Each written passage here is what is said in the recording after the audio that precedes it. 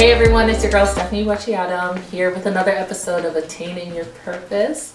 Again, purpose in focus, where we consider everyone's skill set, mindset, characteristics, passions, and interests that led them through their career journey. We're going to be speaking to my boy DJ Bravado here, my brother, my friend, my advisor, about his pathway. Yes, that's everything. Wow, advisor, okay. Yeah, I like that. a lot of stuff you've been able to guide me through. And so we're going to take the opportunity to learn about his past, his present, future, and how that shaped him. And so without further ado, DJ, how you feeling today? I'm good. Happy to be here. I'm actually happy that you're starting this because I like things like this. I'm into media. Yes. You know? So I like things like that. I like when people take the initiative to do things that they have a passion for. I'm glad you say that because it's hard to start. I was telling him before, but I am really glad that you're also interested in this type of stuff. And as I said, you're my advisor, so you'll be able to point tips. He's already blessed me, guys. So he's here to bless you too. You can consider everything he has to say. And so without further ado, we're gonna dive deep. So let's take us back. Tell us how you first got into media, technology, all that stuff. What's your first memory about that? How did I get into media? It's actually a long story. Growing up, I was into technology, specifically computers. I remember times where my best friend in elementary school, when I first came to Canada, my best friend, his name was Stephen Ponce. And me and him used to go back and forth and fight over who gets to use a computer. Yes, use the computer, because his house there's only one computer, and my house there's only one computer. Actually, because I was always going to his house, that influenced my father to get you a computer. To get me a computer. Oh, that's so cute. Right? That's because some getting computers would be like, no computer at all. So. Right? And because my dad didn't want me going to his house all the time, and then. The times that he came to my house, it's like there's nothing to do because that's just the computer was everything. All we wanted to do was play the computer. There's this game called Doom. I don't know if you remember. It kind of sounds familiar. Yeah, Doom. They made a movie about it actually. Oh. Yeah, but it's a game from a long time ago, and then there's another game called Heretic, and we used to just play that. Yeah. So after that, when I came to Canada, I was probably like 8. Okay. Right? That's so fun. 8, 9 around there. And all we used to do is just play that game, Doom and Heretics. Just play that game, play. What are those games about? Just curious. They're just first person shooting. Oh, of course. You shoot demons and shooting monsters rather than. That sounds like fun. A little less. To an 8-year-old, 9-year-old, it was really fun. So after that, I started to develop kind of like a love, if you will, for computers and technology, and I was just always fascinated as to how it is that they're able to project the things that they're able to project. Oh, true. Right. That's a good idea. Like thinking like, okay, this is entertaining me, but what more? How are they doing that? Exactly. So the curiosity from that kind of drove me towards technology, and I remember in high school, there weren't really too many classes on it. Yeah, on technology, right? There was basic coding, but that's good. Yeah, I'm even surprised because I wish I could have taken a coding class in high school. But there wasn't any hardware related technological courses. It was mostly software related, and so when I got into college, obviously there was more of that. There was more of hardware related courses in relation to computers. So at that time, actually, I started off in programming, which is more software related coding, and then after that, I didn't. It wasn't for me. Let's say. Okay. Right, coding wasn't for me, so I transferred into hardware. Okay, and what year was that? This was like 2000 and... Oh no, sorry, year of schooling. Was it first year? First year. Okay, so you got that chance to dabble and see. Yeah. Okay. So I was just kind of like floating around, seeing what works for me, and then I guess I don't know if you're gonna ask me when I started DJing or. I will. Yeah. So was it in? Now that you mention it, was it in college? That's when you started. Yeah. Okay. Yeah. So how did you start up?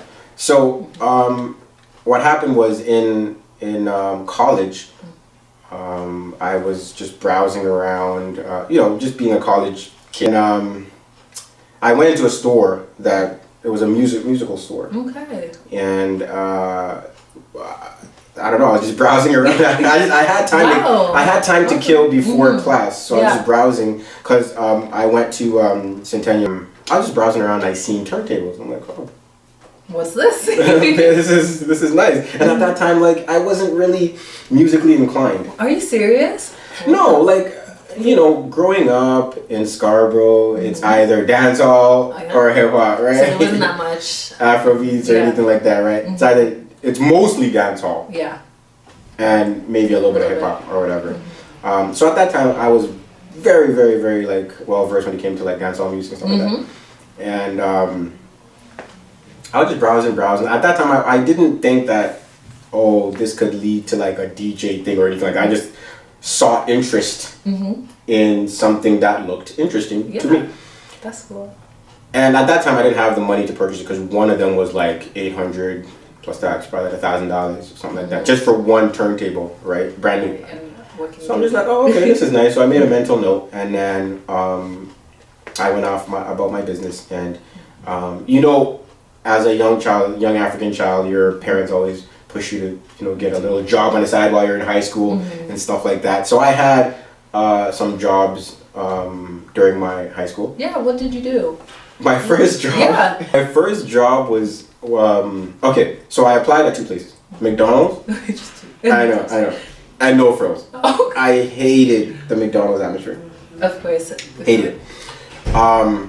So both of them called me. McDonald's called me first, and then No Frills. After No Frills, I went to Famous Players.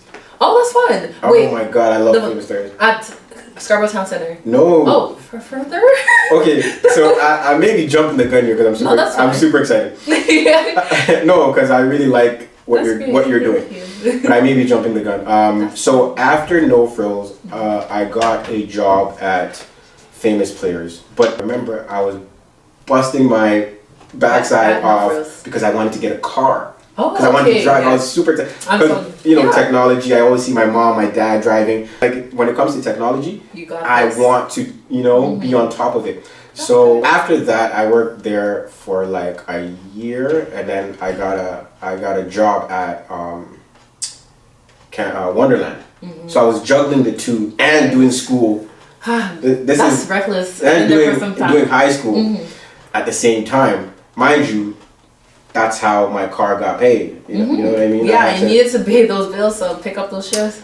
Right. So that's kind of like a brief history of like what I went through in high school. Yeah. So after high school, like I said, bringing you back to when I was at the music store, I didn't have money because I put it all into my car. Oh, right. Okay. But at that time I wasn't really aware that there was tax being collected. Well, I was, but. I just really didn't zone into that. And then my mom's like, "Oh, you need to do your taxes." Like, okay, how do I do that? Right? Super young. So she showed me how to do my taxes, and I think I got like $4,000 back. Well, yeah, because I hadn't been doing my taxes since I started working at No Frills at 16. Okay. So the second I got that money, I went straight to the music store and I bought 1, 2, let's go. That's dope. And then I bought the turntables and I just took it to my basement and I started practicing. Just like that. Did you read the manual and then start practicing, or did you just do it on your own? Well, okay, so I kind of jumped a little too. So before all of that, just a little before this, we're talking about like 2008. After high school, I had started going out. So I met my friends from high school, like Young Ja and CK and Sammy Boy. Shout out to his friends. So we used to go to weddings and we used to see DJ Shorty.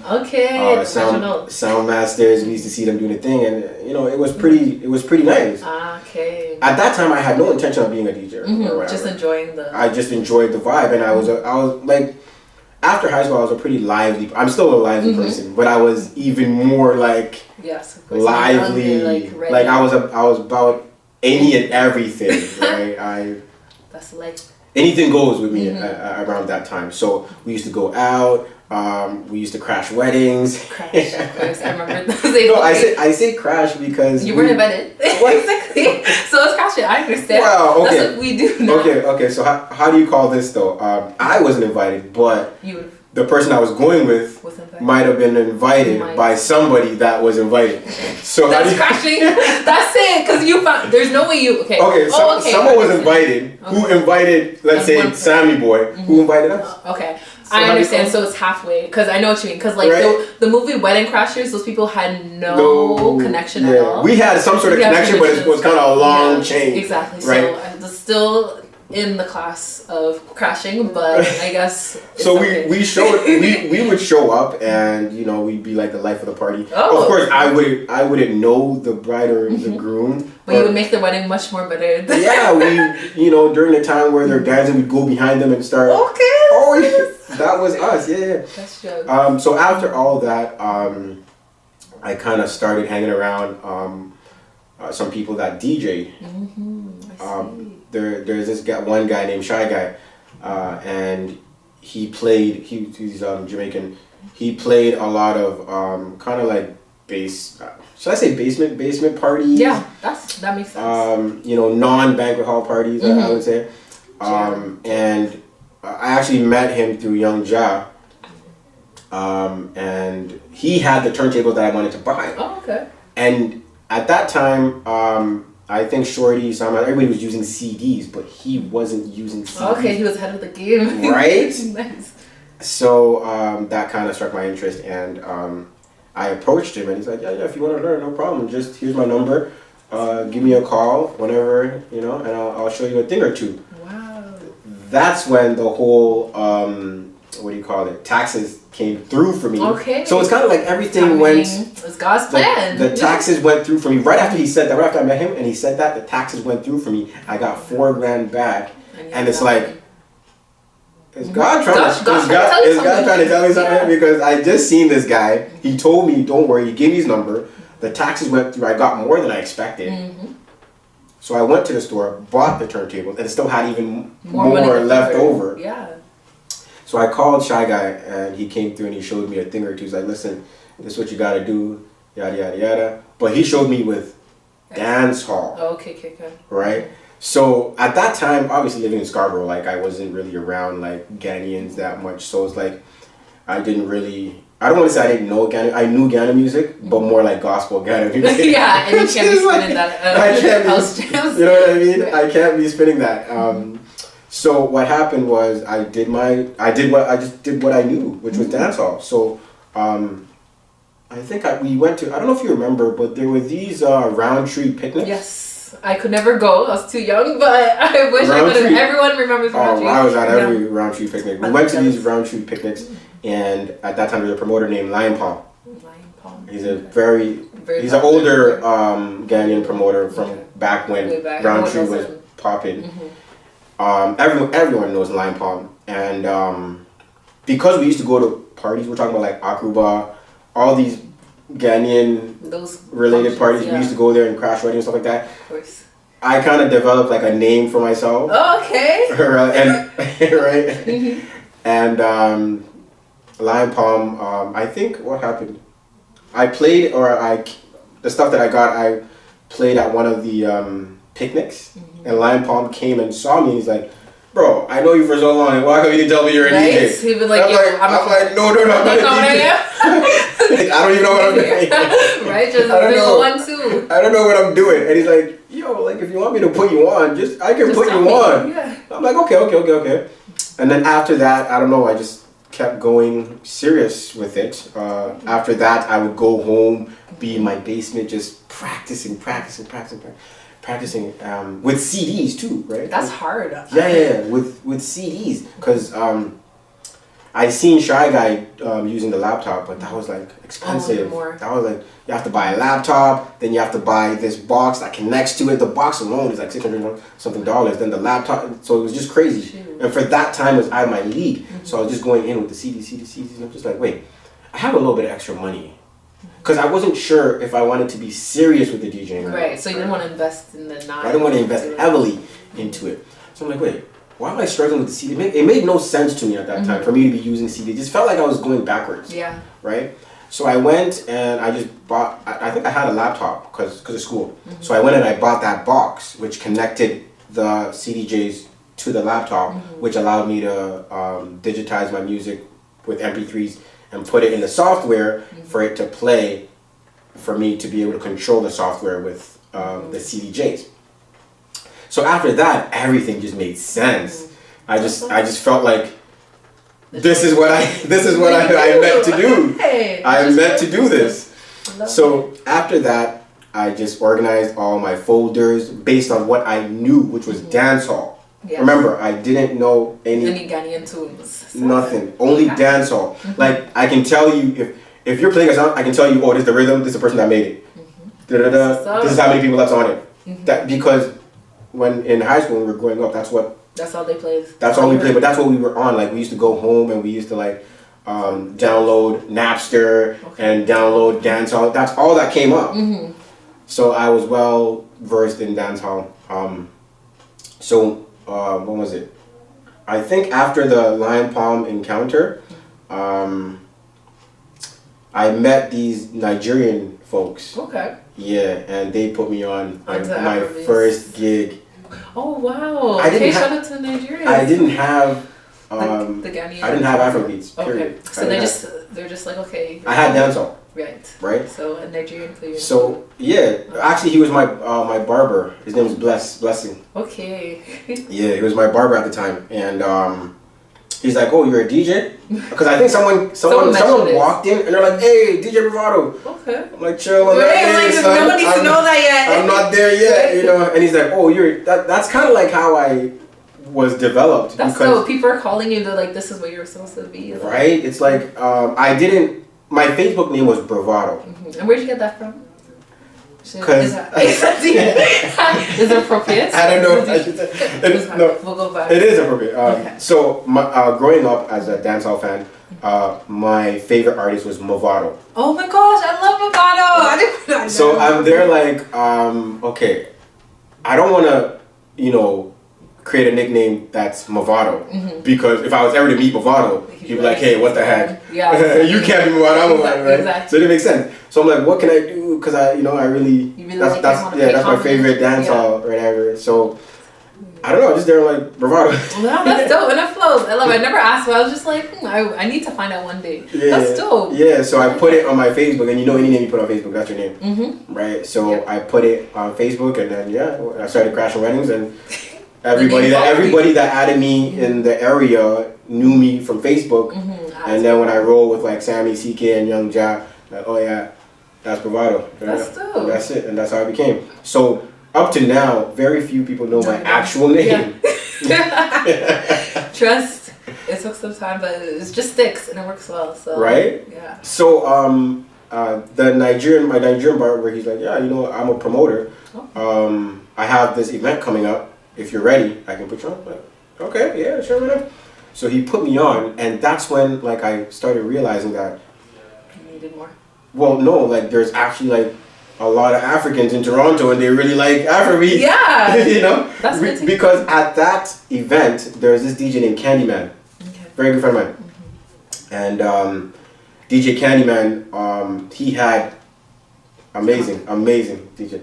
Okay. He had all the Afro beats. He even had some that I never heard before. And I'm there just playing dancehall. Shame. You know what I'm saying? I mean, people were vibing, right? But it's just like, when are we going to hear the Afro beats? You know what I'm saying? Been there. And then I'm like, I don't really have Afro beats. So after that, I had to link up with that Candyman. And he's like, yeah, no problem. Just come on Monday or something like that. I'll give you whatever you need. And I'm just like, wow. Helpful. I'm telling you. So I when I met up with Candyman, he just threw his Nigerian folder, Nigerian music. Just onto your laptop? Yeah. Okay. And then after that, so even right now, like the Nigerian music, the old school Nigerian music that I have, they're all Candyman. Oh, shoot. All his. So after that, I went to my basement again. I got my lab, and I started just practicing. So that's where the shift from dancehall came to Afro beats, right? And what age was that? Sorry if you can remember. Or year in university. Okay, or so college. so I started the story that I told you about the Roundtree. That was like 2008. Okay. So that would have been around and like 2008, 2009, around there. Yeah, so that's when I got the Afro beats, and then after that, I just started practicing, and then people just started putting me on. Wow. After that, I changed my Facebook name to DJ. Let them know, like it's official. Right. So I changed my Facebook. Before it was just Bravado. And then I changed it to DJ Bravado, so people started hitting me up. And then I formed some friends in Mississauga, some Ghanaian people in Mississauga, and we all used to chill. And you know, they would hit me up. You know, I'm having a basement party. Come and come and do your thing. Come and spin. I remember I was in where was I? I was in Hamilton. Okay. And something happened, and they hit me up. Yo, we need you to come quick. I'm like, I'm in Hamilton. It's like, yeah, just whenever you get here.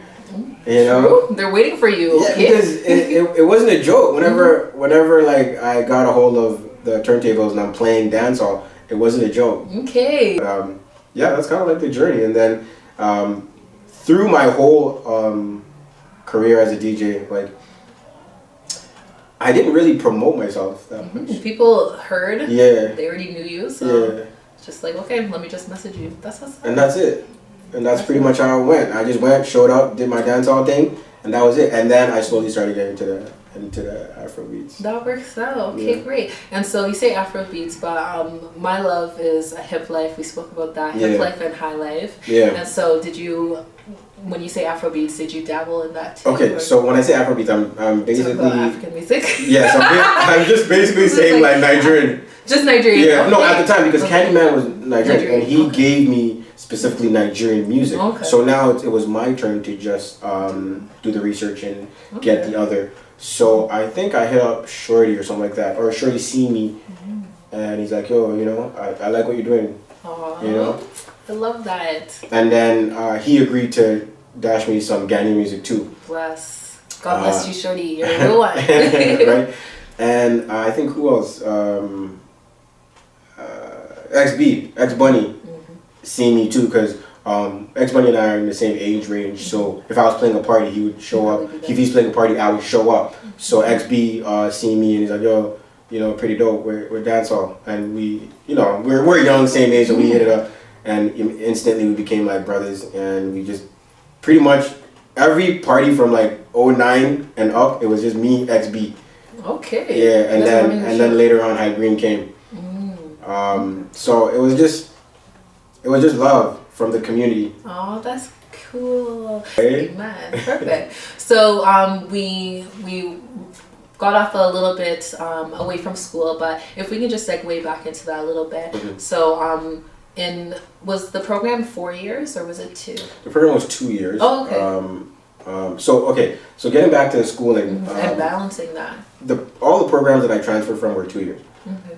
But there was a point in my DJ time that I met this decorator, and she's like, you're a DJ, you're also, out there and very soft spoken. Why don't you try media?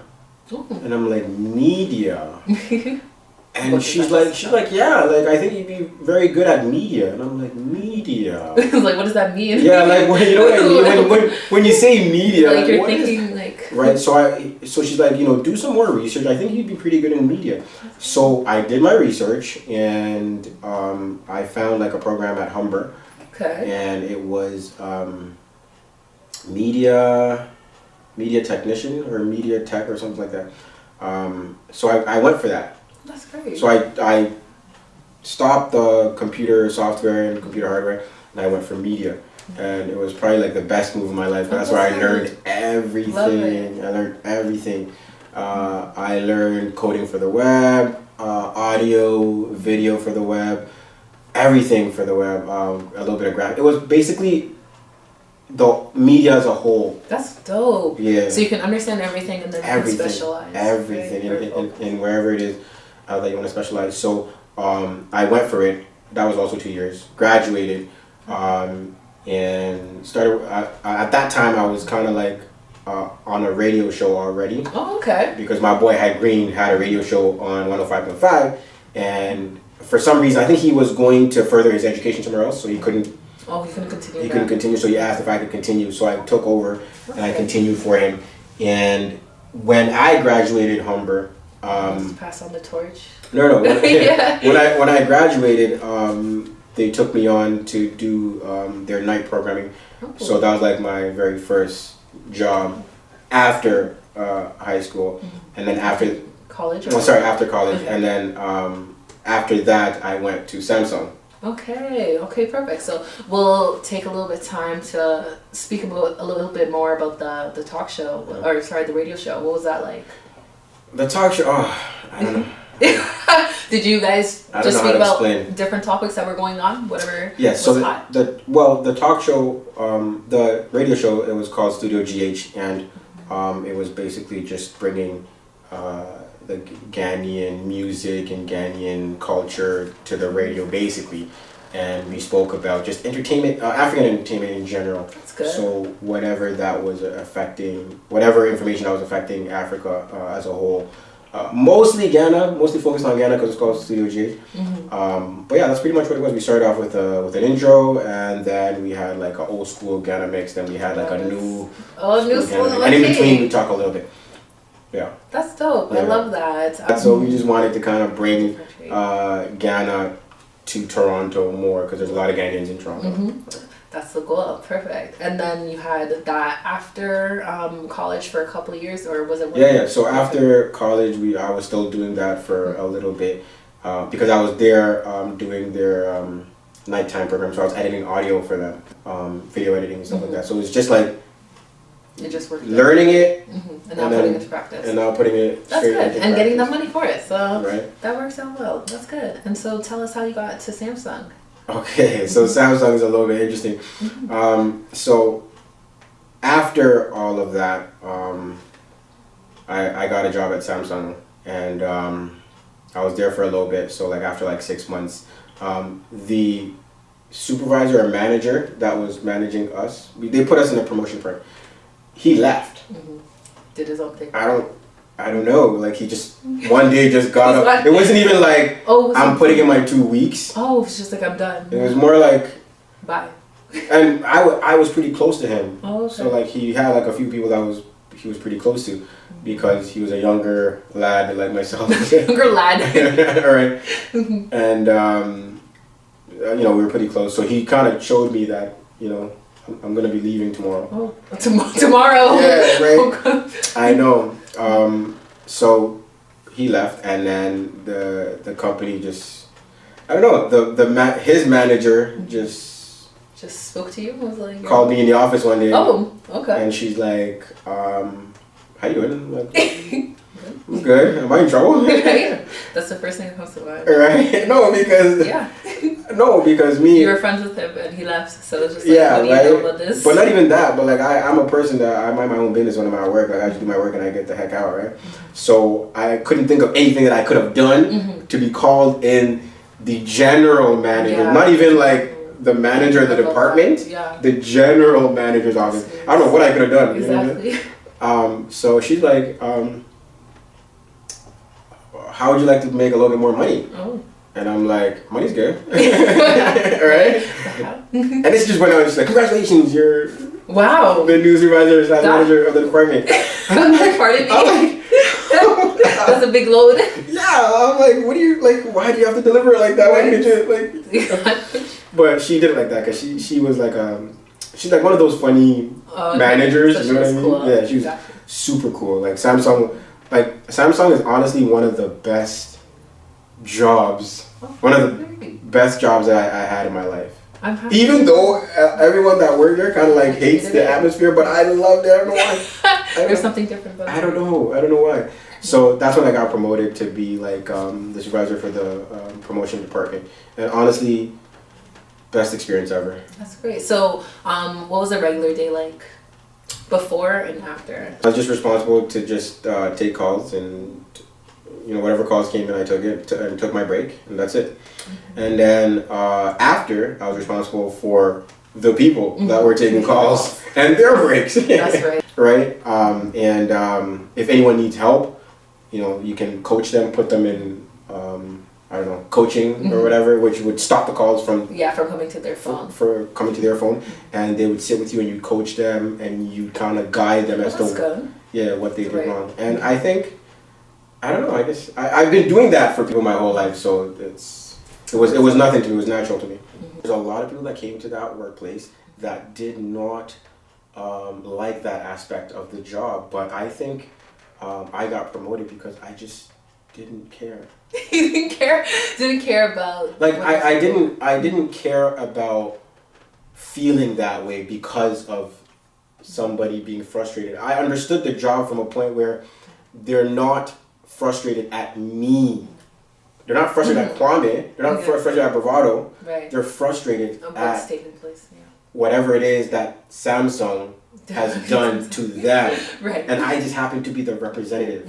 You get what I mean? Yeah. So if the person calling on the phone, if they saw me out in the street, they probably wouldn't care. Yeah. You get what I'm saying? But because I'm the one that has chosen to be the representative, they're going to lash out at me. So there's no need to. That's good.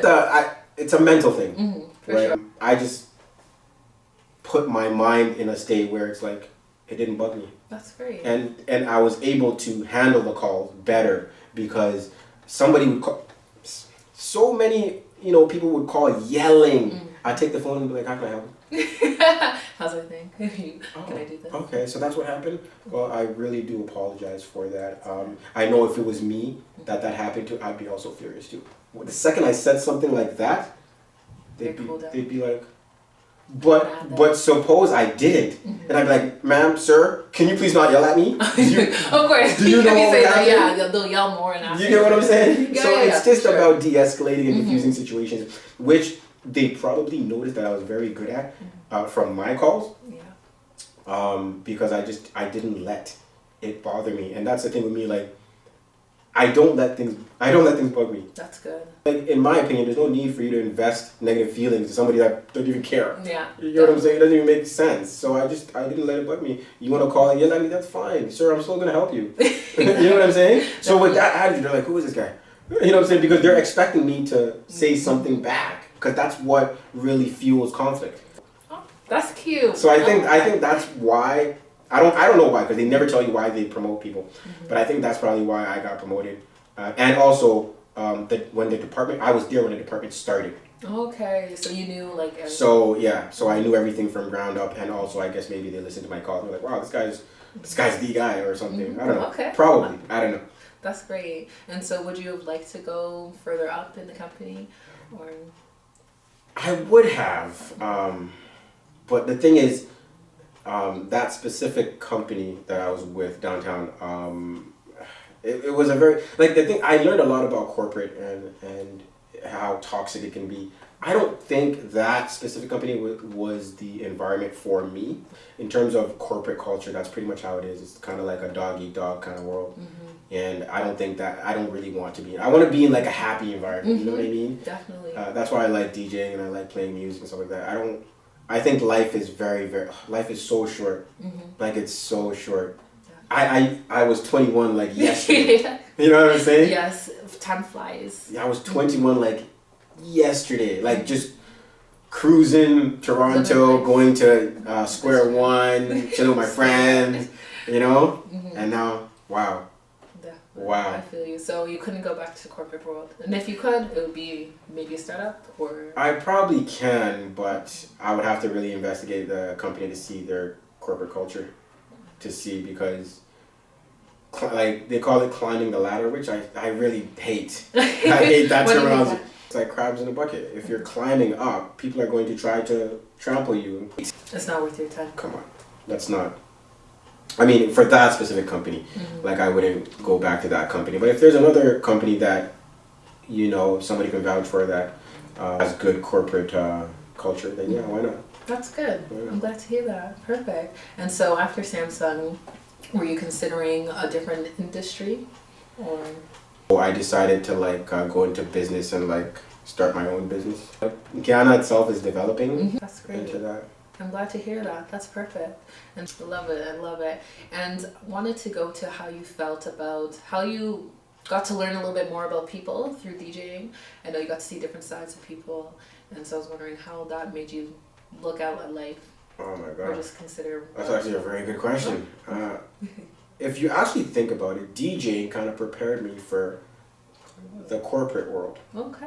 You know what I mean? Because when I started DJing, I was before I started DJing, I was a young kid in Scarborough. I hung out with my Scarborough friends, and that's pretty much it. Then I started DJing, so I came out more, and I became more outgoing, and I became more welcoming to all Different kinds of cultures. people, different cultures, different people, and they started to take a liking to me because I accepted them for who they are. But if I hadn't DJed, I would still be that person, that kid in Scarborough who just goes to work, comes back. Guys, I hope you guys take that home. Hope you guys enjoyed everything that Bravado was able to share with us. He had a great life journey that allowed him to see that there's people who are out there willing to tell you what you need to know to get to where you need to be. So I hope that you take that away from today and all the episodes that are to come. Thank you again. It's your girl Stephanie here with DJ Bravado. You can find him on Instagram. Sorry, let us know your socials. Yeah, so everywhere it's just Bravado in the Mix. If you just search Bravado in the Mix on Twitter, Instagram, Facebook, you're gonna get me. You'll find him. Thank you, everyone. You have a good day. God bless you. Into with a passion, like at least you tried, you put an effort in it, and